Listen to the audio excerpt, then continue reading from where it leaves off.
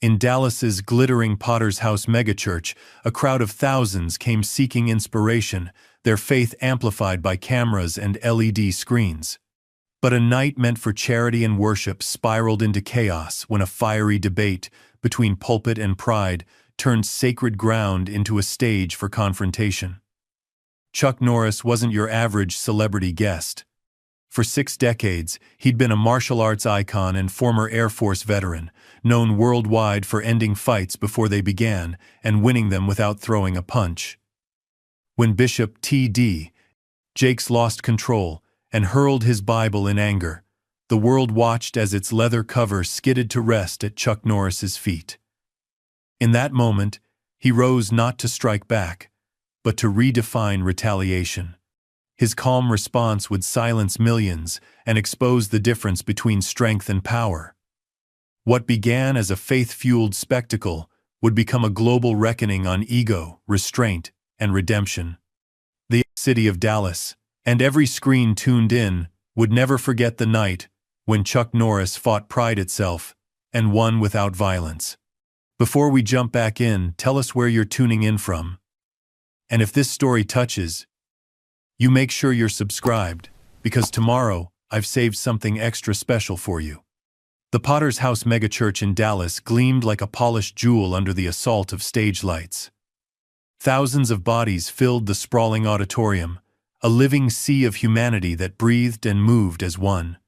The space pulsed with anticipation, not just the regular Sunday crowd, but celebrities, influencers, cameras, and crew members who transformed the sanctuary into something between a television studio and a spiritual arena.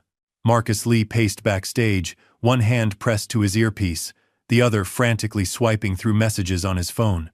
As the event producer, he'd orchestrated dozens of these charity broadcasts, but tonight felt different. The Faith Meets Strength Gala had drawn unprecedented attention, trending on 3 platforms before it even began. Camera 3. Pan right. Get that reaction shot from the front row, Marcus directed through his headset. And someone tell Sister Naomi her mic check is in 5 minutes.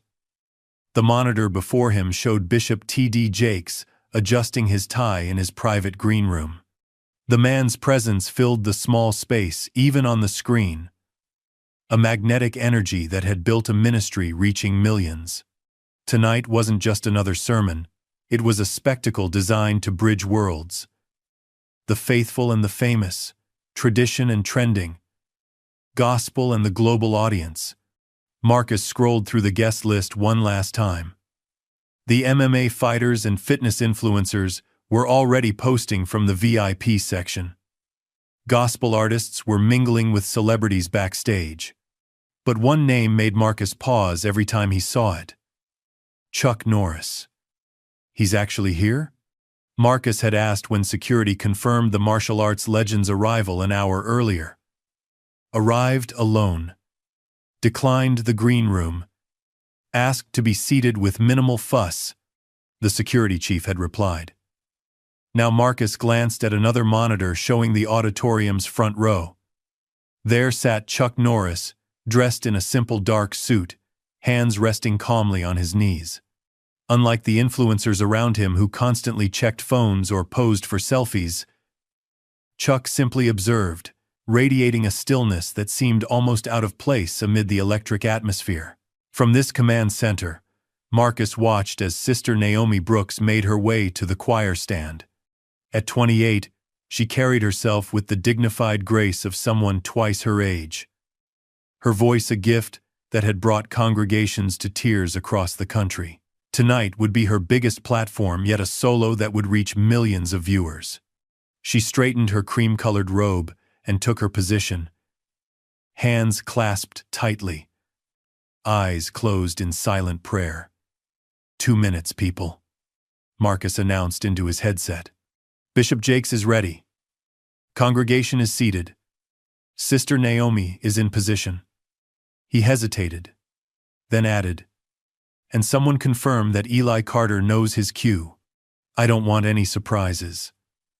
But surprises were Eli, the Beast Carter's specialty. The 26-year-old MMA fighter and fitness influencer had built a following of millions by being unpredictable, outrageous, and deliberately provocative.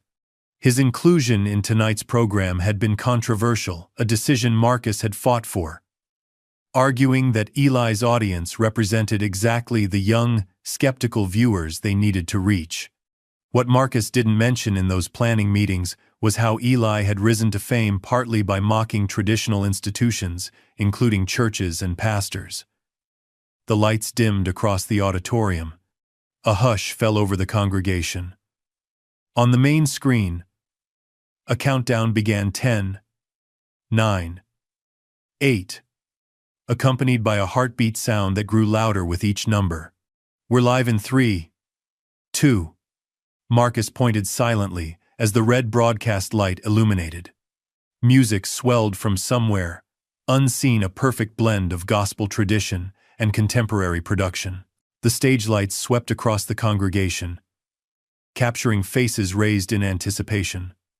The camera found Chuck Norris, his expression unreadable but attentive, before panning back to the empty pulpit. Then Bishop T.D. Jakes strode onto the stage. The response was immediate. A standing ovation. Hands raised. Voices calling out in welcome. Jakes moved with the confidence of a man accustomed to commanding such spaces, his tailored suit gleaming under the lights, his smile warm yet powerful. He raised his hands, Bible clutched in one, and the congregation fell silent with remarkable speed. "Dallas." His voice rolled through the space like thunder. "And to those joining us around the world tonight, welcome to Faith Meets Strength." The audience erupted again. Camera operators moved smoothly between positions, capturing every angle of the electric moment. "Tonight," Jakes continued, "we bring together two worlds that some say cannot coexist: faith and physical power, spiritual strength and bodily discipline." He moved across the stage with measured steps. "But I'm here to tell you that the strongest muscle in your body isn't your arm." He flexed demonstratively, drawing chuckles from the crowd. "It isn't your leg. It's this." He tapped his temple. "And beyond that, it's this." He placed his hand over his heart. From his position in the front row, Chuck Norris watched with quiet intensity.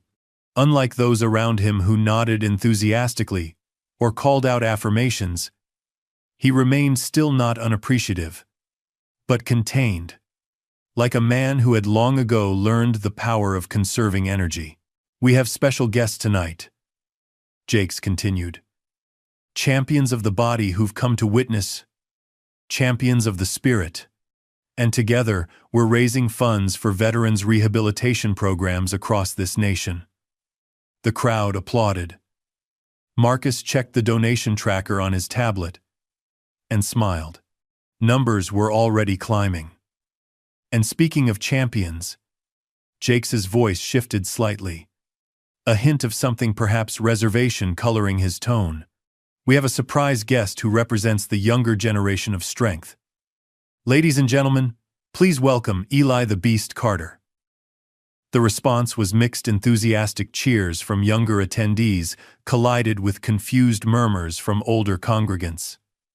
The music changed abruptly to a pounding beat as Eli bounded onto the stage. Where Jakes moved with measured authority, Eli was all kinetic energy, bouncing on the balls of his feet, pumping his fists, playing to the crowd with exaggerated gestures. His tight black t-shirt displayed a physique sculpted through years of training, the words "Beast Mode" emblazoned across his chest. Diamond studs glinted in both ears. "What's up, Dallas?" Eli grabbed the microphone from its stand, circling the stage like a predator. "Y'all ready to talk about real strength tonight?" Marcus winced at the deviation from script. In rehearsal, Eli was supposed to wait for Jakes's introduction before speaking. Already, the rhythm felt off. Jakes's smile remained fixed, but something flickered in his eyes, the briefest flash of annoyance, masked by professional composure. "Our brother Eli here represents a new generation," Jake said, attempting to reclaim the narrative. A generation seeking truth in their own way. That's right, Eli interrupted, clapping Jakes on the shoulder with forced familiarity. A generation that doesn't just talk about strength, we show it. A few uncomfortable laughs rippled through the congregation. Sister Naomi shifted in her position at the choir stand, eyebrows drawing together slightly. Jakes cleared his throat. As I was saying, tonight is about the intersection of physical discipline and spiritual fortitude. Speaking of physical discipline, Eli cut in again, this time scanning the front row. We've got the legend himself here tonight. Chuck Norris, everybody. The cameras swung to Chuck, who acknowledged the moment with a slight nod, his expression unchanged. Man, your movies were my dad's favorites, Eli continued, laughing. Old school, am I right? Back when special effects were just a guy falling off a building? The comment drew scattered laughter. But a tension had entered the room. A sense that something was veering off course. Marcus pressed his earpiece more firmly against his head. Get ready to cut his mic if needed, he whispered to the audio engineer. Jake stepped forward, Bible raised slightly. Let's remember why we're gathered here tonight, Brother Eli. This isn't about entertainment. It's about enlightenment. Not about showing off strength, but sharing it. No disrespect, Bishop, Eli said, though his tone suggested otherwise. But that's the problem with church these days. All talk, talk, talk. He paced the stage energetically. People out there are struggling. They don't need more words. They need action. A murmur ran through the congregation, some nodding in agreement, others shifting uncomfortably. The cameras caught it all. The diversity of reactions, the subtle shifts in posture, the way certain audience members leaned forward while others drew back. And still, in the front row, Chuck Norris remained motionless, watching everything with those steady eyes that had seen combat both choreographed and real. Nothing in his expression revealed judgment or agreement, only attention. Complete and unwavering, Sister Naomi watched the growing tension from her position, her fingers unconsciously moving to the cross pendant at her throat. She had grown up watching Bishop Jakes on television, his words shaping her understanding of faith long before she'd ever set foot in the Potter's house. To see him challenged on his own stage felt almost sacrilegious. Yet there was something else bothering her. Something in the atmosphere that felt performative, manufactured. The cameras constantly shifting. Marcus's frantic directions in everyone's earpieces. The donation tracker prominently displayed on screens throughout the auditorium. When had worship become so entangled with spectacle? Jakes raised his hand, attempting to redirect the moment. The word tells us that true strength comes not from physical power but from… With all due respect, Bishop, Eli interrupted yet again. People have been hearing that for years while still struggling. Maybe it's time for a new approach. He turned toward the audience, voice rising. How many of you feel strong right now? I mean really strong, not just church strong. Nervous laughter rippled through sections of the congregation. From his control position, Marcus watched the metrics on his screen. Social media engagement was spiking. Hashtags trending. Part of him knew he should rein in this chaotic energy, but another part, the producer in him, recognized compelling content. Stay on both of them, he instructed the camera operators. And get reaction shots from Chuck Norris. Jakes's expression had hardened almost imperceptibly. 20 years of ministry had taught him how to maintain composure under pressure, but the muscle in his jaw tightened as Eli continued playing to the crowd, transforming a sacred space into something more resembling an arena. I respect what you do here, Bishop, Eli said, though his tone suggested otherwise. But let's be real, faith without action is just wishful thinking. He turned toward Chuck again. Mr. Norris knows what I'm talking about, He didn't just talk about fighting in those movies, he showed it. The cameras caught Chuck's expression, still calm, still watching, though perhaps with a slightly more focused intensity than before. "Young man," Jake said, his deep voice cutting through Eli's performance. "Faith is action. The strongest action there is. It moves mountains when your muscles can't even lift a pebble." "No offense," Eli replied with a dismissive laugh, "but I've never seen a prayer lift a 300-pound deadlift." The comment crossed a line. A collective intake of breath swept through the congregation. Sister Naomi closed her eyes briefly. Marcus tensed, finger hovering over the audio kill switch. But Jakes didn't retreat. His voice deepened, took on the cadence that had made him famous, part preacher, part warrior. "The strongest man in this room isn't the one with the biggest muscles. It's the one with the most control over his spirit." He stepped closer to Eli. Bible raised now like a shield. Proverbs 16:32. "Better a patient person than a warrior. One with self-control than one who takes a city." Eli smirked, unimpressed. "With respect, Bishop, I've heard all these verses before. They sound good on Sunday. But on Monday? In the real world?" He shrugged, dramatically. "Not so much." The tension in the room crystallized, hardened into something dangerous. Two forms of strength now stood opposed on stage, one loud and demanding attention, the other grounded in tradition but increasingly provoked. In the front row, Chuck Norris shifted slightly in his seat, the first significant movement he'd made since the exchange began. The camera caught it, lingered on his face. Something in his eyes had changed, not anger, but recognition. He had seen this conflict before, in dojos and film sets and life itself. Ego meeting wisdom, neither willing to yield. The storm that had been gathering now hung suspended, a breath away from breaking.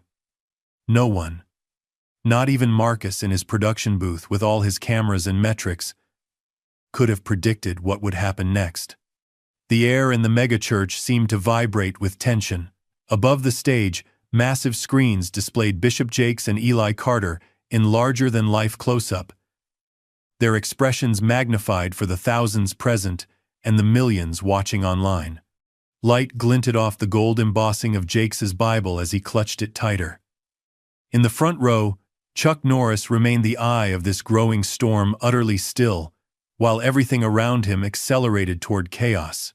"You know what I think?"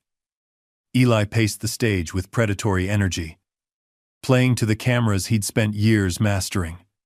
"I think we're afraid to admit that sometimes words fail. Sometimes prayers go unanswered." He spun to face Jakes directly. "Sometimes faith isn't enough." A collective gasp rippled through the congregation. Marcus Lee jabbed at his tablet, checking the live stream metrics. Viewership was exploding controversy, driving engagement exactly as he'd hoped. Yet something cold settled in his stomach as he watched the bishop's expression harden. "Young man," Jakes's voice had dropped an octave, resonating with the gravity that had made him famous. "You stand in a house of God. I stand in a building." Eli countered, gesturing at the opulent surroundings. "A really nice one, with great lighting and awesome sound systems. But let's not pretend. You would question faith itself?" Jakes interrupted, stepping closer. "In this sanctuary?" Eli didn't back down. "I'm just saying what everyone's thinking. We've got real problems out there. Veterans suffering, kids hungry, people dying, and we're in here talking about invisible strength." He turned to the audience. "I mean, who are we kidding?" Sister Naomi watched from the choir stand, her heart racing. This wasn't the inspirational evening she'd prepared for. Her solo, a hymn about finding strength in surrender, now seemed painfully out of place in this escalating confrontation. She glanced at the other choir members, seeing her own unease reflected in their faces. "The problem with your generation," Jake said, struggling to maintain his composure. Isn't lack of faith. It's lack of patience. You want everything instant success, instant answers. And your generation prefers waiting for heaven while suffering on earth. Eli shot back. Times have changed, Bishop. The cameras caught everything, the subtle shifts in body language, the tightening around Jake's eyes, the triumphant smirk playing at the corners of Eli's mouth. The younger man was in his element, creating content, generating controversy. This was exactly how he'd built his following, challenging institutions, provoking reactions, filming the fallout. From his seat, Chuck Norris observed with the practiced eye of someone who had spent decades studying human movement. He noted how Jake's breathing had changed, how his grip on the Bible had tightened, how the vein at his temple now pulsed visibly even from a distance. Signs of a man approaching his breaking point. "Brother Eli," Jake said, visibly trying to recenter himself. "You were invited here to bridge worlds, not burn bridges." "I'm just keeping it real," Eli replied with practiced casualness. "Isn't that what Jesus did? Called out the religious leaders of his day, questioned their big shows and fancy prayers." The comparison pushed Jake's to a dangerous edge. The bishop's shoulders rose and fell with deliberate breaths. "Do not," he said slowly, "presume to lecture me on Scripture, young man." In the production booth, Marcus sensed the shifting dynamic. This was no longer the controlled controversy he'd envisioned, this was a powder keg with a lit fuse. He pressed his earpiece. "Get ready to cut to Sister Naomi," he instructed. "We may need to transition fast." But Eli had no intention of allowing a smooth transition. He'd spotted weakness, the crack in Jake's composure, and like any skilled fighter, he moved in for the decisive strike. "See, this is exactly the problem," he said, turning to address the congregation directly. "Question anything, and you're the enemy. Ask for proof, and you're lacking faith." He shook his head dramatically. No wonder young people are leaving churches. The camera cut to audience reactions, uncomfortable shifting, uncertain glances, a few nodding heads, others frowning deeply. The division was visible, palpable. "Real strength," Eli continued, voice rising, "isn't found in a book." He pointed directly at Jake's Bible. "Real strength is proven, tested, demonstrated." He flashed a practiced smile. "Like our guest of honor knows right, Chuck." The camera swung to Chuck Norris, who remained impassive. If he was bothered by being dragged into this spectacle, his face revealed nothing. Telling and preparing this story took us a lot of time. So if you are enjoying it, subscribe to our channel. It means a lot to us. Now back to the story. Mr. Norris didn't become a legend by talking about fighting. Eli pressed on. He got in the ring and showed it. Maybe that's what faith needs: less talk, more. "Enough!" Bishop Jake's voice thundered through the sanctuary, cutting through Eli's performance with the force of a physical blow. The sound technicians scrambled to adjust levels as the speakers momentarily peaked. Jake stepped forward, the full force of his presence radiating outward. This was the man who could hold stadiums spellbound, who had counseled presidents, whose sermons had lifted millions from despair. But in this moment, something else drove him, something dangerously human. "You stand here," Jake said, voice trembling with barely contained emotion. "In a house built by faith, sustained by faith, surrounded by people who have overcome impossible odds through faith, and you mock what you do not understand." Eli opened his mouth to respond, but Jake's wasn't finished. "You speak of demonstration?" The bishop's voice rose further. "You want proof? Look around you. Every soul in this room has a testimony that would shake the foundations of your shallow certainty." Perspiration beaded on Jake's forehead, captured in high definition on the overhead screens. His hands gripped his Bible so tightly his knuckles had turned white. Faith has built hospitals while you build followers. Faith has fed the hungry while you feed your ego.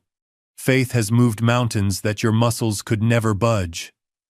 Something was happening that the carefully crafted program hadn't accounted for: raw emotion breaking through the polished veneer of television ministry. Marcus watched, transfixed, finger still hovering over the button that would cut to Sister Naomi's peaceful hymn. Eli, sensing he'd achieved exactly what he wanted. Authentic reaction. Viral-worthy content. Pressed harder. Then why are there still mountains, Bishop? Why are there still hungry people? His voice dripped with mock innocence. Maybe faith isn't as strong as you think. Sister Naomi watched in horror as Bishop Jakes's face transformed. She had seen him passionate, had seen him forceful, had even seen him angry in righteous moments. But she had never seen this, a man of God pushed beyond his spiritual guardrails into purely human reaction. "Young man," Jake said, his voice dangerously quiet, "you speak of strength, but know nothing of power. True power isn't in showing off. It's in holding back. Is that what you tell yourself?" Eli laughed. "Sounds like an excuse to me." The moment hung, suspended a breath between lightning and thunder. Then it happened. Later, those present would debate whether it was a deliberate act or an unconscious gesture of frustration. Some would claim Jakes had aimed for the floor, others that he'd lost control entirely. Video would be analyzed frame by frame across social media, slowed down, zoomed in, endlessly debated. Bishop T.D. Jakes, his face contorted with an emotion rarely displayed so publicly, drew back his arm and hurled his Bible forward. The heavy book tumbled through the air, leather cover flapping, gold-edged pages catching the light like the wings of some strange bird. It hit the stage with a sharp crack that echoed through the suddenly silent sanctuary, then skidded across the polished surface, and came to rest directly at the feet of Chuck Norris. Time seemed to stop. Thousands of eyes fixed on that Bible, then rose to the man before whom it had landed. Chuck hadn't moved, hadn't flinched when the book slid toward him, hadn't reacted visibly to the shocking display of emotion that had preceded it. The cameras captured everything in merciless clarity. Jakes frozen in the aftermath of his action, horror dawning in his eyes as he realized what he'd done. Eli's expression shifting from mockery to stunned disbelief. Sister Naomi's hand pressed against her mouth. The congregation's collective shock. Eli recovered first, seizing the moment with the instincts of a born performer. "Wow," he exclaimed, spreading his arms theatrically. "Looks like even the bishops resorting to throwing punches or Bibles, in this case." A few nervous laughs broke the silence, quickly stifled. Most of the congregation remained frozen, witnessing something they'd never expected to see: their spiritual leader, known for his control and wisdom, succumbing to the very pride and anger he preached against. Jake seemed to shrink before their eyes, the magnitude of his action hitting him like a physical force. His shoulders slumped, his imposing presence diminished by the weight of immediate regret. The Bible lay there, still not just a book but now a symbol of sacred things, handled carelessly, of wisdom abandoned in anger, of human frailty overcoming spiritual discipline. And before it stood Chuck Norris, who had remained unmoving through the entire exchange, a study in self-control amid escalating chaos. Until now. With the deliberate slowness of a man who has never needed to rush, Chuck Norris rose from his seat. The movement, simple as it was, silenced even the whispers that had begun to spread through the congregation. Every eye turned to him. Every camera swiveled. Even the air in the massive space seemed to still, waiting. Chuck stood straight, not imposing by height, but by presence. He wore no flashy clothes, displayed no dramatic expressions, made no grand gestures. Yet somehow, his simple act of standing commanded more attention than all of Eli's performances or even Jake's thunderous preaching. This was a different kind of authority, quiet, certain, earned through decades rather than demanded in moments. His eyes moved from Jake's to Eli, then down to the Bible at his feet. His face remained unreadable, not blank, but contained, like still water that runs impossibly deep. Marcus Lee, watching from the production booth, realized he'd been holding his breath. The live stream comments were exploding, but for once, he wasn't checking the metrics. Some moments transcended viewership numbers, and instinctively, he knew this was one of them. Sister Naomi found herself frozen in place, the hymn she'd prepared forgotten. The choir around her seemed equally transfixed, watching the scene unfold with the rest of the congregation. "Oh my," Eli said, breaking the silence with forced bravado. "Looks like we've got Chuck Norris joining the conversation." He gestured toward the front row. "Coming up to defend the faith? Chuck?" The words rang hollow in the vast space. A performer whose script had suddenly proved inadequate for the moment at hand. Chuck didn't acknowledge Eli's taunt. His attention remained fixed on the Bible lying at his feet, not just a book, but now the focal point of a conflict between ego and humility, between reaction and response, between human impulse and spiritual discipline. He bent down slowly, a movement possessing the fluid economy of someone who had spent a lifetime perfecting the relationship between intention and action. His hand extended toward the Bible. The congregation collectively held its breath. Bishop Jakes stood frozen on stage, the magnitude of his action written across his face. In that moment, he wasn't the famous preacher, the spiritual leader, the television personality. He was simply a man confronting his own humanity, his own failure to embody the very principles he espoused. And now Chuck Norris, a man known for his fists, was reaching for the Bible that anger had cast aside. No one could have predicted what would happen next, not Marcus in his production booth with all his cameras and analytics, not Sister Naomi with her prepared hymn about finding strength in surrender, not the thousands in attendance or the millions watching online. The moment balanced on a knife's edge between scandal and redemption. Chuck's fingers closed around the Bible. The Bible felt heavy in Chuck Norris's hands, heavier than its physical weight should account for. Perhaps it was the symbolic burden it now carried, cast down in a moment of human frailty, now lifted in silent deliberation. The megachurch remained unnaturally quiet, as if the collective breath of thousands had been suspended. On the massive screens overhead, cameras captured Chuck's face in unforgiving close-up, the lines earned through decades of living, the steady eyes that revealed nothing of his thoughts. He straightened slowly, Bible held respectfully between his hands. The gilt-edged pages caught the stage lights, glinting like gold. Bishop T. D. Jake stood motionless on stage, the aftermath of his action visible in his posture, shoulders slightly hunched, hands open at his sides, face etched with regret. The formidable presence that had commanded this space minutes earlier had contracted into something painfully human. His eyes never left Chuck, silently acknowledging the gravity of what had transpired. Eli Carter shifted his weight from foot to foot, uncharacteristically silent. His smirk had faded, replaced by uncertainty. He'd wanted controversy, conflict, content, but not this. The atmosphere had shifted beyond his ability to manipulate or perform within.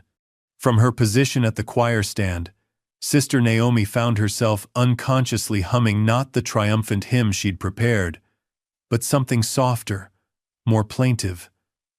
Amazing Grace. The melody provided an emotional anchor in this unscripted moment that had veered so far from the planned program. In the production booth, Marcus Lee watched the metrics scrolling across his screens with a mixture of professional satisfaction and personal unease. The live stream numbers were exploding. Social media engagement spiking off the charts, number Bible Throne and number Chuck Norris Reacts already trending. The producer in him recognized this as television gold.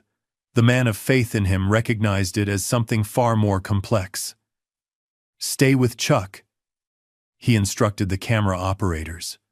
Tight on his face, then widened to include Jake's. Chuck stepped forward, moving with the deliberate economy that had defined his martial arts career. No wasted motion, no unnecessary flourish. Every eye in the sanctuary followed him as he approached the steps leading to the stage. Eli found his voice first, attempting to reclaim control of the narrative. "Ladies and gentlemen," he announced with forced enthusiasm, "Chuck Norris is entering the ring. This should be interesting." The attempt at humor fell flat in the charged atmosphere. A few uncomfortable coughs echoed through the space, but most remained silent, sensing that something profound was unfolding, something that transcended entertainment. Chuck ascended the steps, his movement smooth despite his age. The Bible remained held before him, not brandished like a weapon or trophy, but carried with evident respect. Bishop Jakes took an uncertain step forward, then stopped, visibly struggling to find appropriate words for an inappropriate action. "Brother Norris," he began, his voice stripped of its usual resonant authority. Chuck raised a hand slightly, not dismissively, but with quiet assurance. The gesture alone was enough to silence the famous preacher. Standing now center stage, Chuck commanded attention without demanding it, a presence built through decades of discipline rather than moments of drama. The contrast between his composed stillness and the emotional turbulence that had preceded him could not have been more stark. He glanced down at the Bible in his hands, then raised his eyes to meet Jakes' gaze directly. "The weight of this," Chuck said, his voice surprisingly gentle yet carrying effortlessly through the silent sanctuary, "isn't meant to be thrown." Simple words, delivered without judgment or condemnation, yet they resonated with unmistakable truth. The sanctuary remained utterly still, hanging on each syllable from a man known more for action than speech. Jakes' eyes glistened with emotion, recognition, regret, respect. He nodded once, accepting both the rebuke and the dignity with which it was offered. But Eli, seeing his moment of viral fame slipping away, couldn't resist inserting himself back into the narrative. He stepped forward, clapping his hands together loudly. "That's it?" He laughed, though the sound rang hollow. "The great Chuck Norris finally speaks, and all we get is some fortune cookie wisdom?" He turned to the audience with exaggerated disappointment. "I was expecting roundhouse kicks, not Sunday school lessons." Chuck turned slowly to face the younger man. Nothing in his expression suggested anger or irritation, only a calm assessment, the look of someone who had encountered countless challenges and recognized their true nature. "Young man," Chuck said, his tone unchanged, "you speak of strength, as if it's only measured in pounds lifted or punches thrown." "Well, yeah," Eli responded with forced bravado. "That's how the world works. Results. Proof. Action. Action." Chuck nodded slightly. "I agree, but not all action is external." He gestured toward Jakes, including him in the conversation without judgment. The bishop lost control for a moment. "We all do. That's human." He turned back to Eli. "But true strength isn't found in never falling, it's found in how you rise afterward." Sister Naomi's humming had grown just loud enough to be picked up by the nearby microphones. Amazing grace, flowing like a gentle current beneath the tense exchange. Several choir members had begun to join her, adding subtle harmony to the spontaneous undercurrent. Eli shifted uncomfortably, his performance persona faltering under Chuck's steady gaze. "Look, I respect you, Mr. Norris. You're a legend. But with all due respect, this spiritual stuff sounds great in theory. But in the real world, power gets results." Chuck considered this for a moment, his expression thoughtful rather than defensive. Then he extended the Bible toward Eli, not thrusting it, but offering it. "Take it," he said simply. Confusion flickered across Eli's face. "What?" "Take the Bible," Chuck repeated. "Hold it for a moment." Hesitantly, Eli accepted the book, clearly uncertain where this was leading. "Now," Chuck continued, his voice still measured and calm, "if you truly believe physical power is superior to spiritual discipline, strike me." A collective gasp rippled through the congregation. Cameras zoomed in tighter, capturing every nuance of the unexpected challenge. Eli blinked rapidly, thrown completely off script. "What? You want me to hit you?" Chuck nodded once. "You believe in demonstrable strength. Here's your chance to demonstrate it." He stood completely open, making no move to defend himself. "Show everyone that power speaks louder than restraint." The challenge hung in the air, not aggressive, not a trap, but a genuine invitation to prove a philosophy. Eli glanced around uncertainly, suddenly aware of the thousands of eyes upon him, the cameras broadcasting his every expression to millions more. The Bible felt awkward in his hands, an unfamiliar weight, a symbol he had dismissed but never truly engaged with. "This is ridiculous," he said finally, attempting to laugh it off. "I'm not going to hit a 70-year-old man on live television." "Why not?" Chuck asked quietly. "If physical strength is what you truly value most, what you believe changes the world, then my age shouldn't matter. Power is power, by your definition." Bishop Jakes watched this exchange with growing awareness, something shifting in his expression as the lesson unfolded not just for Eli, but for himself as well. Sister Naomi's spontaneous hymn had grown subtly stronger, other choir members joining in harmony. "Amazing grace, how sweet the sound, that saved a wretch like me." The simple melody provided a poignant counterpoint to the tense confrontation. Eli stood frozen in indecision, the Bible in one hand, his carefully constructed persona crumbling under the weight of authentic challenge. "This isn't... that's not what I... It isn't about hitting or not hitting," Chuck said gently. "It's about recognizing that the strongest action sometimes is choosing not to act. The greatest power often lies in restraint." He turned slightly, including both Eli and Jakes in his gaze. "I've spent my life training my body to fight. But the hardest battles aren't won with fists. They're won here." He touched his temple lightly. "And here." His hand moved to his heart. The sanctuary remained utterly silent, except for the soft undercurrent of Sister Naomi's hymn. Even Marcus Lee in his production booth had stopped issuing directions, transfixed by the unscripted moment of truth unfolding on his monitors. Chuck turned back to Eli. "The strength you mock, the faith you dismiss, has built hospitals in places your muscles could never reach. It's comforted the dying when no physical power could save them. It's changed hearts when fists could only break bones." He gestured toward the Bible still clutched awkwardly in Eli's hands. "That book isn't just words on pages, it's a testament to the kind of strength that outlasts empires."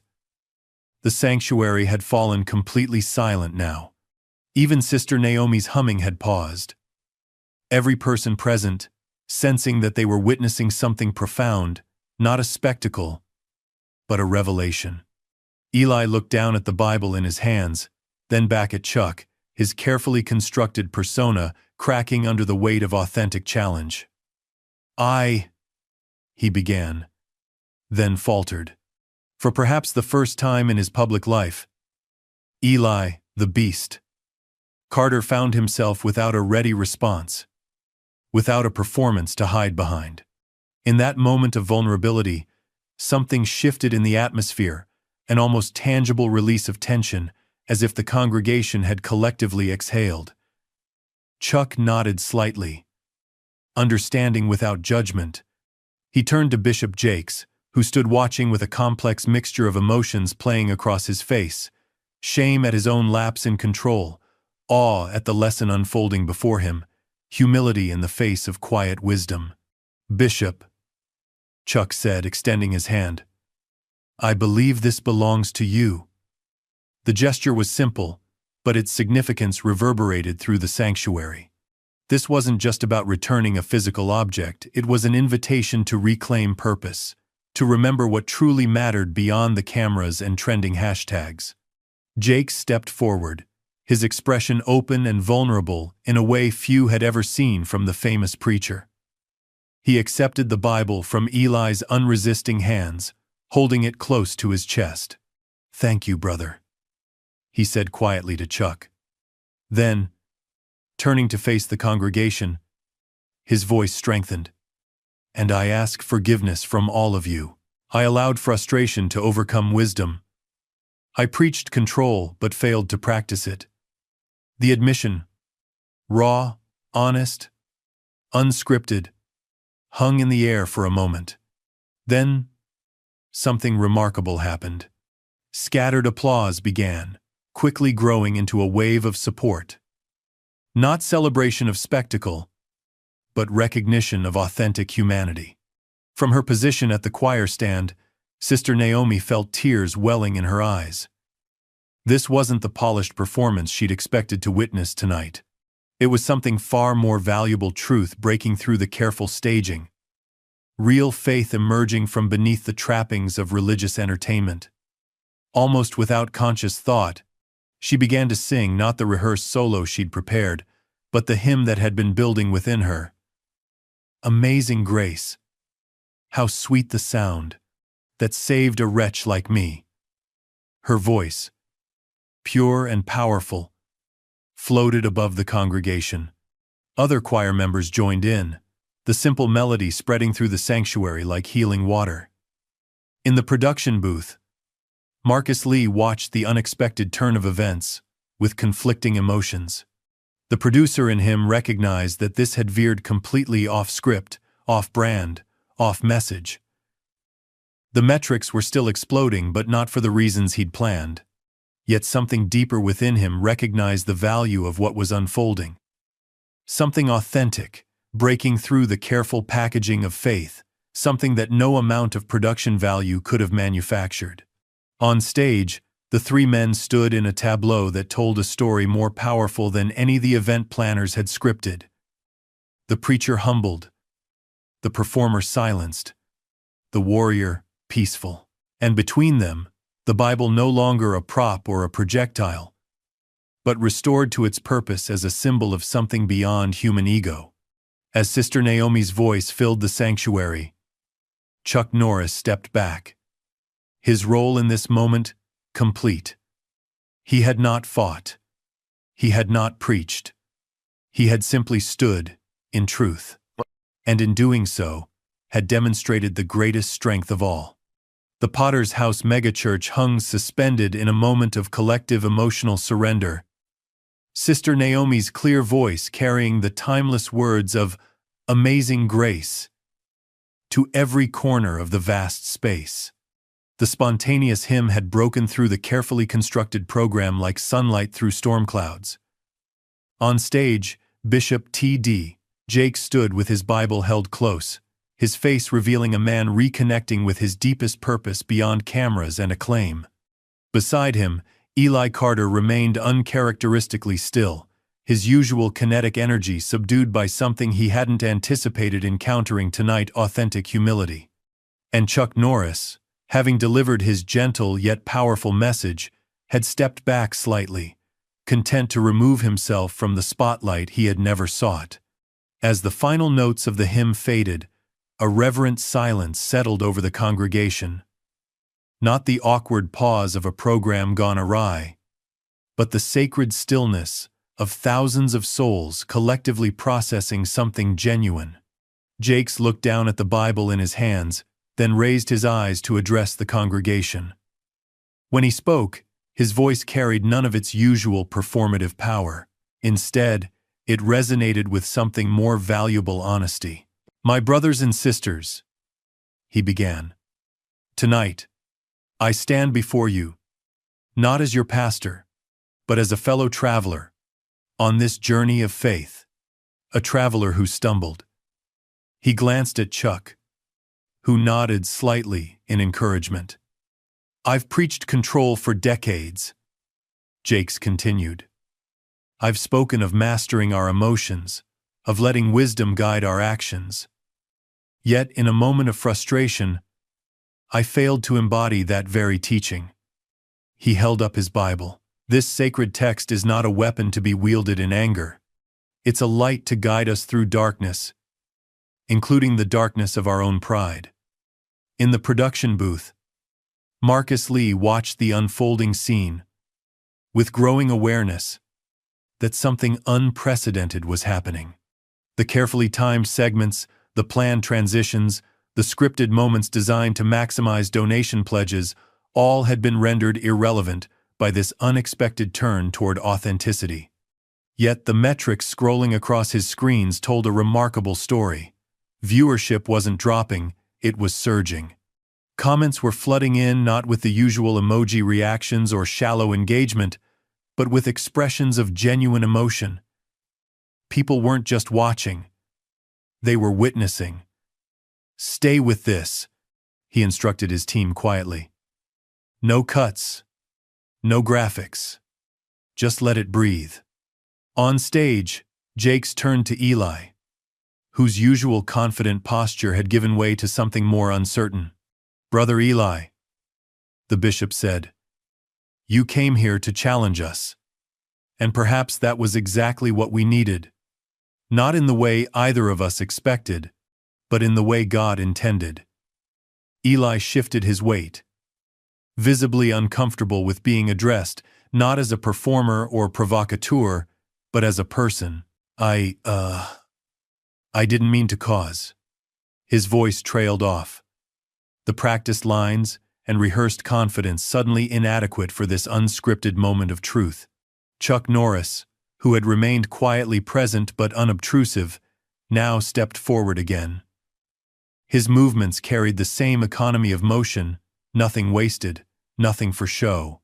When he spoke, his voice remained measured but reached every corner of the silent sanctuary. "There's a principle in martial arts," he said, "that the student who challenges the master often teaches the entire dojo." He glanced between Jakes and Eli. "Tonight, I think we've all been both students and teachers." He turned to address the congregation directly for the first time. Thousands leaned forward slightly, phones lowered, attention undivided. Chuck Norris, a man who had spent decades in the spotlight, commanded it now, without seeking it through presence, rather than performance. "I've spent my life training in disciplines that could harm," he said simply. "But the greatest lesson I've learned is when not to use what I know." He looked at Eli. "You asked for a demonstration of strength. Real strength isn't about dominating others, it's about mastering yourself." Sister Naomi, watching from her position with the choir, felt a chill run through her. This wasn't the inspirational celebrity appearance she'd expected when she'd arrived tonight.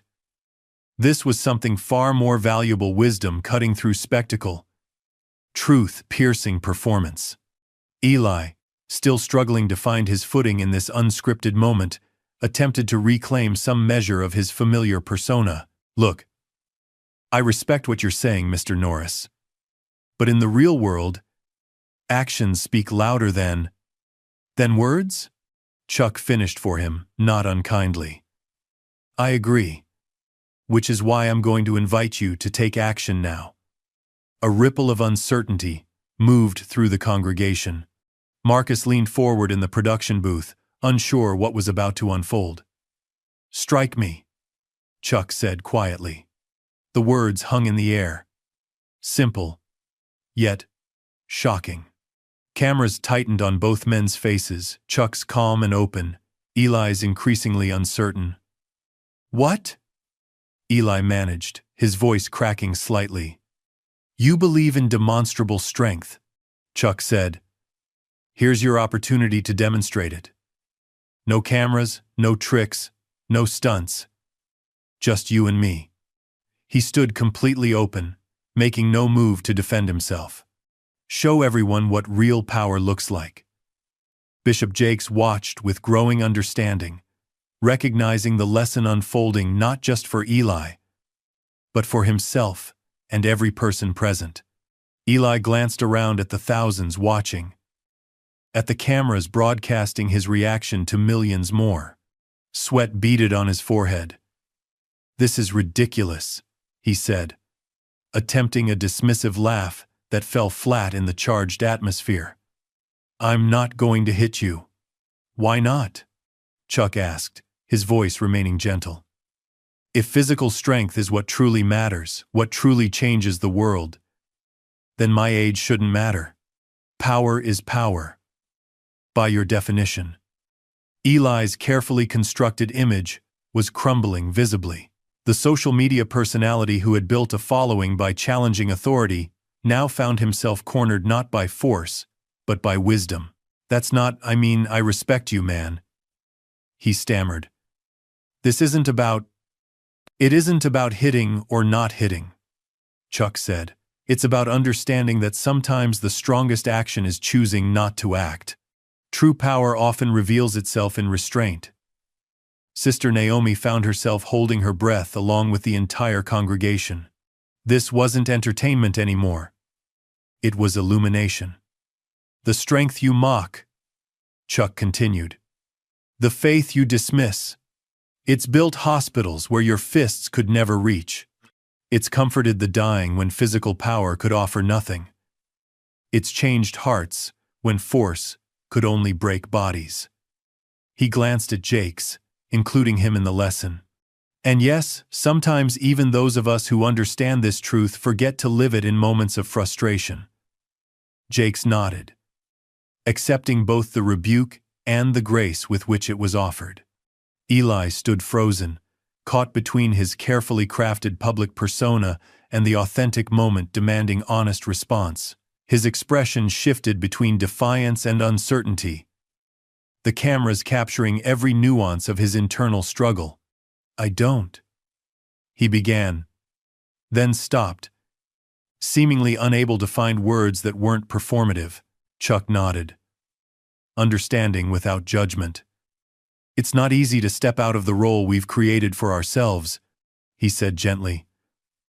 Whether that role is the tough guy, he glanced at Eli, the unshakable preacher, a respectful nod to Jakes, or the action hero. This last with a small, self-deprecating smile. The congregation remained utterly still. Thousands of people, collectively holding their breath as something genuine unfolded before them. Not the polished spectacle they'd come to consume, but truth they hadn't known they were hungry for. In the silence, Eli's defensive posture gradually softened. Something shifted in his expression, a crack in the armor of arrogance, a glimpse of the uncertain young man beneath the brash exterior. He said finally, his voice stripped of its usual performative confidence. I just want to matter, to make a difference, not just be forgotten. The simple admission, perhaps the first wholly authentic thing he'd said all evening, hung in the air. Not a performance, not a provocation. Just human vulnerability laid bare. Chuck's expression remained kind, but his eyes held Eli's gaze with steady intensity. Making noise isn't the same as making a difference, he said quietly. Being remembered isn't the same as being meaningful. He glanced around at the vast sanctuary, taking in the thousands of witnesses, the cameras, the production value that had transformed worship into entertainment. We're all guilty of confusing attention with impact, he continued. Views with value. Controversy with contribution. Bishop Jake stepped forward then, his own expression reflecting a similar recognition. Brother Chuck speaks truth, he said. His voice carrying not through volume, but through newfound authenticity. I've built this ministry to reach millions, but tonight I'm reminded that reach means nothing if we lose our grasp on what truly matters. Sister Naomi, watching from her position with the choir, felt tears welling in her eyes. The mask of religious celebrity had cracked open to reveal something far more valuable: human truth, seeking divine connection. But Eli, though shaken, wasn't yet ready to surrender completely. Something of his performer's instinct reasserted itself, a desperate grasp for familiar ground. This is all very inspirational, he said, attempting to reclaim some measure of his swagger, but people don't tune in for sermons anymore. They want spectacle? Chuck suggested gently. Entertainment? Conflict? I know something about that world too. He took a step closer to Eli, not threatening but direct. I've spent decades in front of cameras. I've made my living appearing stronger, tougher, more invincible than I am. But when the lights go down and the cameras stop rolling, that's when the real work begins. The sanctuary remained utterly silent. Thousands of witnesses to this unexpected collision of celebrity and sincerity, performance and purpose. So, Chuck said, his voice carrying effortlessly through the stillness. You have a choice now, young man.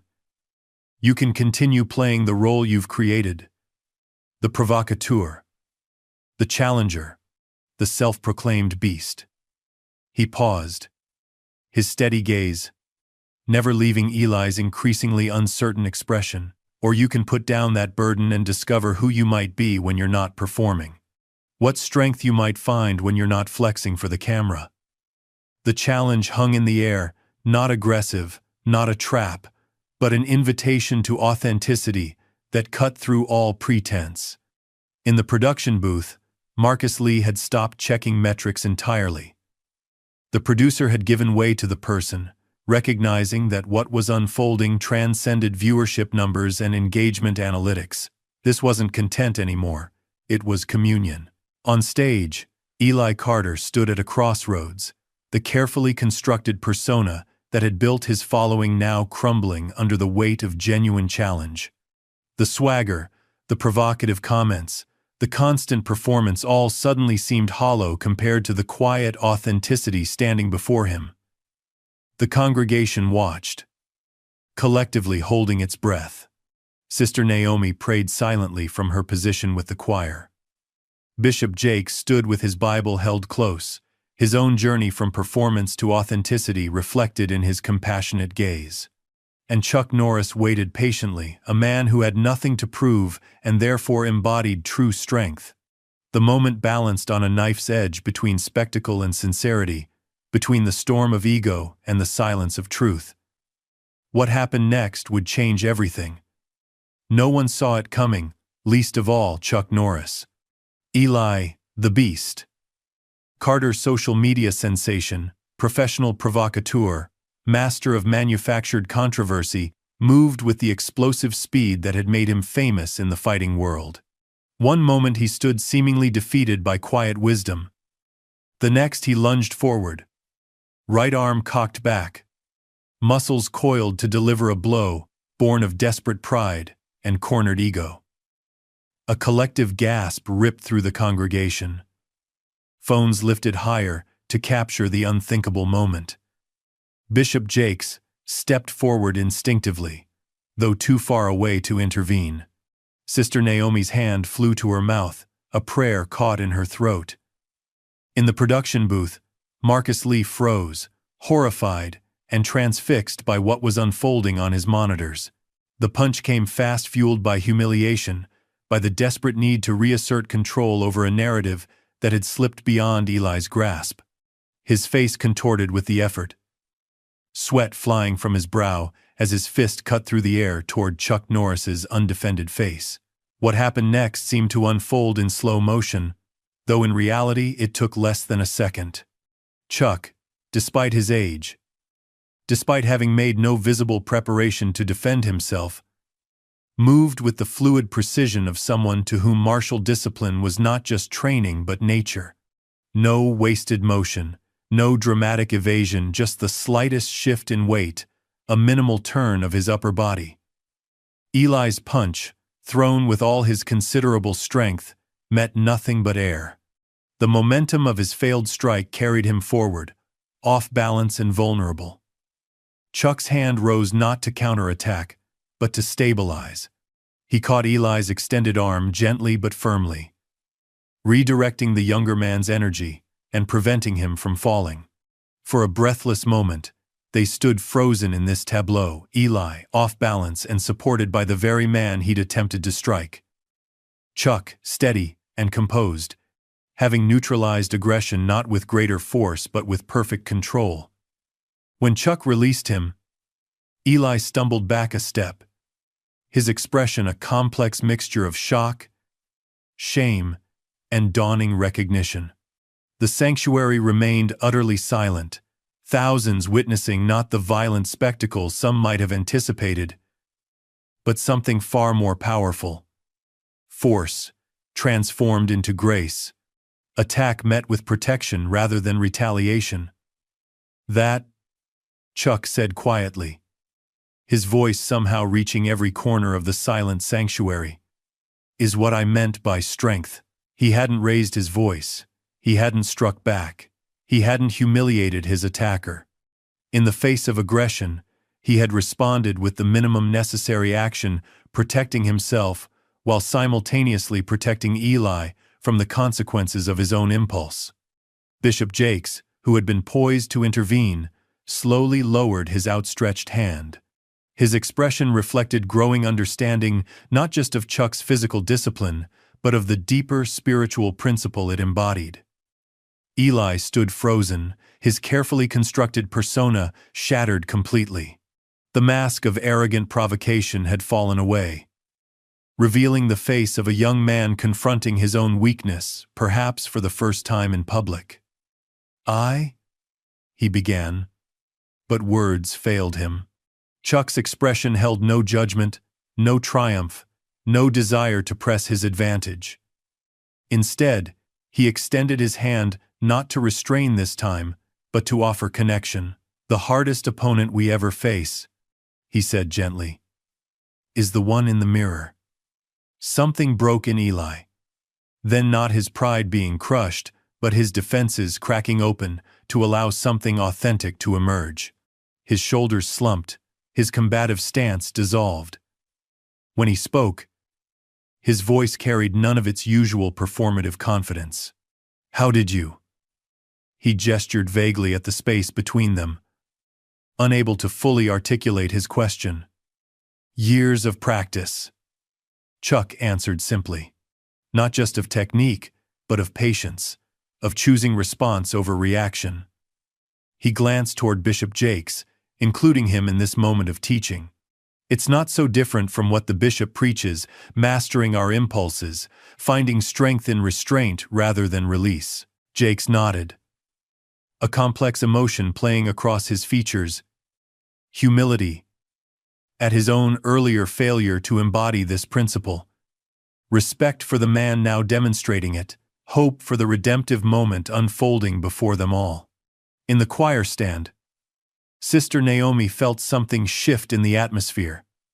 The tension that had built to this explosive moment, now dissolving into something gentler, more profound. Without conscious thought, she began to sing again. "Amazing Grace, how sweet the sound." Other choir members joined her voice, the simple melody spreading through the sanctuary like healing balm. This time, it wasn't just background to the unfolding drama, it was its emotional counterpoint, offering language for the wordless transformation happening on stage. Eli stood in the center of this storm of grace, visibly struggling to process what had just happened, not just Chuck's physical mastery, but the larger lesson it embodied. His features cycled through confusion, shame, anger, and finally, something approaching wonder. "You could have destroyed me just now," he said quietly. "On camera. In front of everyone. You had every right." Chuck shook his head slightly. "Rights have nothing to do with it. What would that have accomplished? Except to replace your mistake with mine."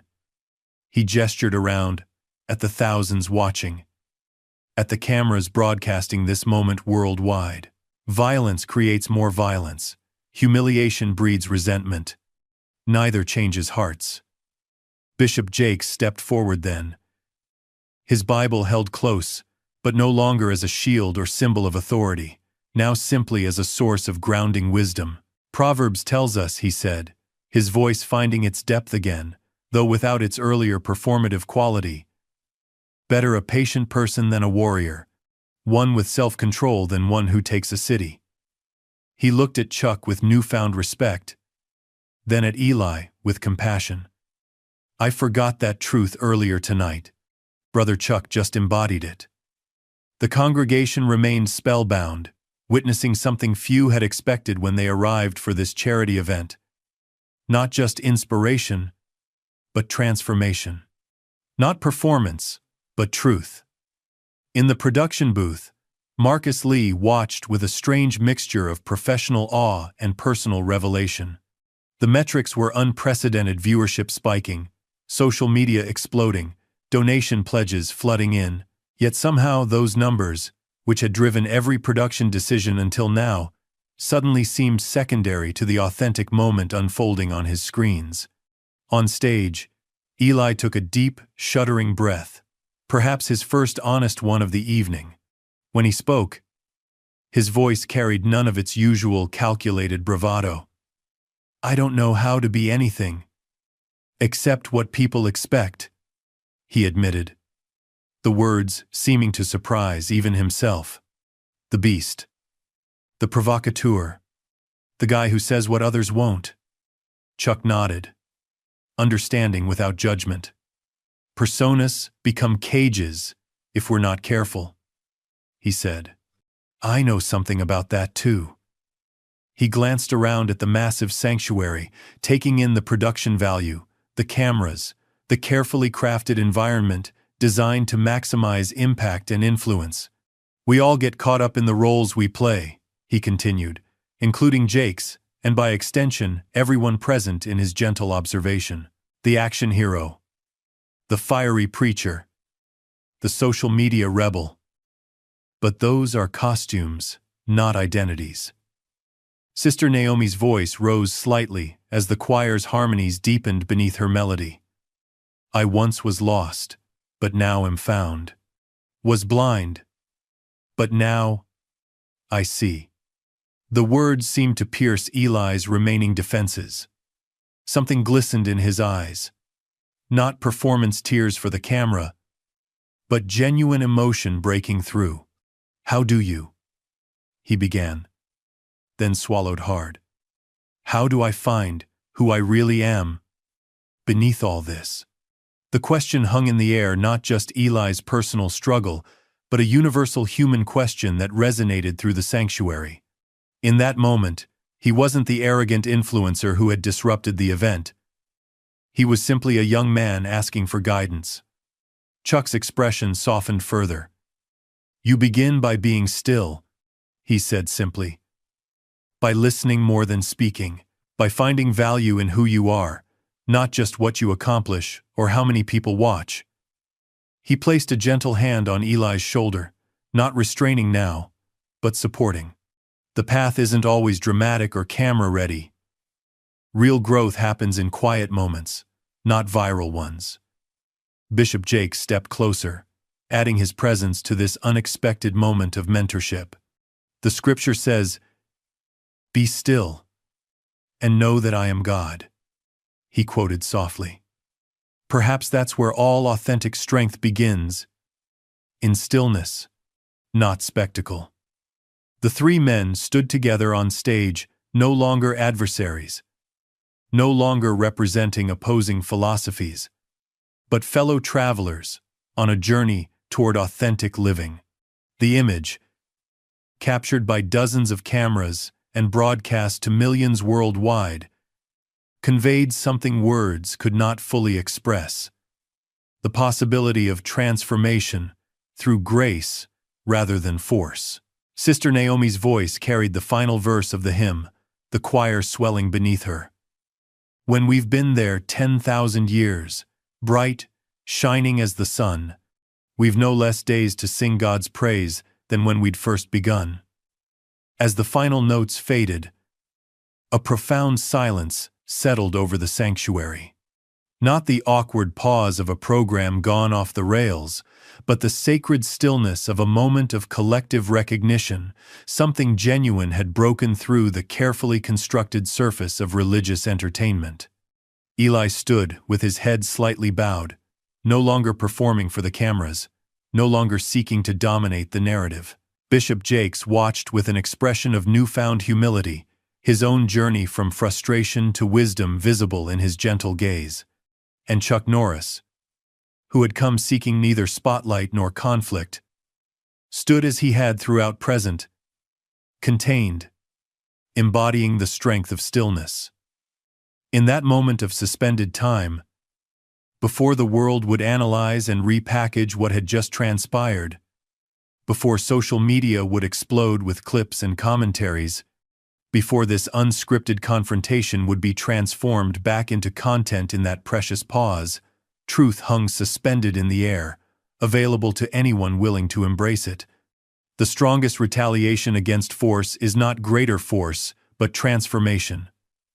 The most powerful response to aggression is not counterattack, but redirection toward growth. This was Chuck Norris's true retaliation, not defeating an opponent, but creating an opportunity for everyone present to discover a deeper definition of strength. As the congregation slowly began to stir, as the reality of what they had witnessed settled in their consciousness, as phones lifted to capture this moment for posterity, one truth became undeniable. In the face of a thrown Bible and a thrown punch, the most shocking response had been neither anger nor violence, but grace. And that, truly, was the retaliation that would shock the world. Dawn broke over Dallas, sunlight gradually illuminating a city, transformed by what had transpired within the walls of the Potter's house. While the megachurch stood physically unchanged, the ripples of last night's confrontation spread outward in ever-widening circles. Marcus Lee sat alone in his production office, surrounded by screens displaying the aftermath. He hadn't slept, couldn't sleep, as the events he'd witnessed continued to unfold across every platform and news outlet. Chuck Norris Retaliation was trending worldwide. Video clips had been viewed hundreds of millions of times. Commentators debated whether it had been staged or genuine, a publicity stunt or divine intervention. Marcus knew the truth. He'd been there in the control booth, had seen the genuine shock on every face, including his own, as the unscripted moment of transformation unfolded before them all.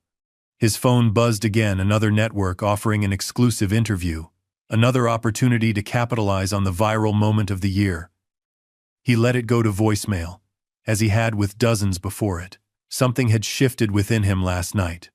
The producer who had orchestrated countless moments of manufactured inspiration, who had transformed worship into content, who had measured success in metrics and engagement, that person seemed suddenly like a stranger. A knock at his door interrupted his thoughts. Bishop T.D. Jakes stood in the doorway, somehow both the commanding presence Marcus had worked with for years and someone new, humbled, grounded, transformed. "I couldn't sleep," Jakes admitted, entering the office. "Too much to process." Marcus nodded, understanding completely. "It's everywhere. We've never had engagement numbers like this." He stopped himself, suddenly aware of how hollow those metrics seemed in light of what had actually happened. Jakes noticed the shift in his expression. "Numbers," he said gently. We've both built our careers on them, haven't we? Viewers, followers, engagement. He shook his head slightly. Last night, I was reminded of what those numbers can never measure. Before Marcus could respond, his phone buzzed with an incoming message. He glanced at it automatically, then froze. "It's from Eli Carter's team," he said, scanning the message with disbelief. "He's posted a video." He brought the video up on his main screen. Both men fell silent as the image appeared. Eli sitting alone in what appeared to be a hotel room. No production value. No lighting setup. Just a young man looking directly into his phone camera, eyes reddened, face stripped of its usual swagger. "Hey everyone," the on-screen Eli began, voice lacking its customary bombastic confidence. "No fancy intro today. No hype. No beast mode." He swallowed visibly. "Just me. Whoever that is." He ran a hand through his disheveled hair, a gesture of genuine uncertainty that neither Marcus nor Jakes had ever seen from the carefully curated social media personality. "Last night, I went to the Potter's house with a plan," Eli continued. "Create controversy. Get reactions. Make content. It's what I do, what I've built my whole brand around." He shook his head slightly. "But something happened that I wasn't prepared for. Something real. I challenged Bishop Jakes because I knew he'd react. I pushed his buttons deliberately because conflict drives engagement." Eli's voice cracked slightly. "That's the game, right? That's what we've all been playing. Pastors, influencers, media, everyone, packaging truth into content, measuring value in views." Eli's eyes glistened as he looked back at the camera. "When I swung at Chuck Norris, and yes, that really happened, it wasn't staged. I was trying to regain control of a narrative that had slipped away from me. I was trying to force my way back into a position of power." He shook his head in evident disbelief at his own actions. "And he just redirected me, protected me from myself, showed me what actual strength looks like. I don't know who I am without the hype, without the provocation, without the constant performance. But I want to find out. So I'm taking a break from social media, from posting, from performing, from the constant need to be seen and heard." A slight smile touched his lips. Not his camera-ready grin, but something more vulnerable. "Chuck Norris has invited me to spend time at his ranch. Not for publicity, not for content, just for growth. And I've accepted." The video ended, leaving Marcus and Jakes in stunned silence. "I didn't expect that," Marcus finally said quietly. Jakes nodded thoughtfully. "I think we're all being challenged to find something more authentic than what we've been cultivating." Sister Naomi Brooks sat in her small apartment, her phone turned off despite the constant barrage of interview requests. Her recorded version of Amazing Grace had reached the top of the gospel charts overnight, a dream come true by any objective measure. Yet she found herself seeking solitude rather than celebrating success. Something profound had shifted within her during those unscripted moments on stage, watching human ego crumble, witnessing genuine transformation, feeling the Holy Spirit move not through careful programming but through disrupted plans. A gentle knock at her door pulled her from her thoughts. She opened it to find her choir director, an older woman who had mentored her for years. "They're saying your career is about to explode," the older woman said, without preamble. "Record deals, television appearances, your own tour." Naomi nodded, acknowledging this without the excitement such prospects would normally elicit. "I know." The choir director studied her face. "Yet you don't seem thrilled." "I'm trying to understand what actually happened last night," Naomi said quietly. "Not just the viral moment, But what was really happening beneath all that?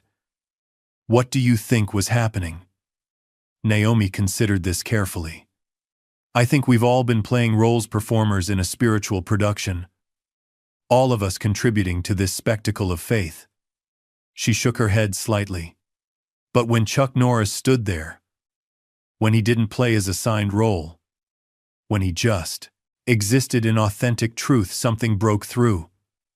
And now I'm wondering what it means to sing not for effect, but from essence, Naomi said. What it means to worship not as performance, but as presence.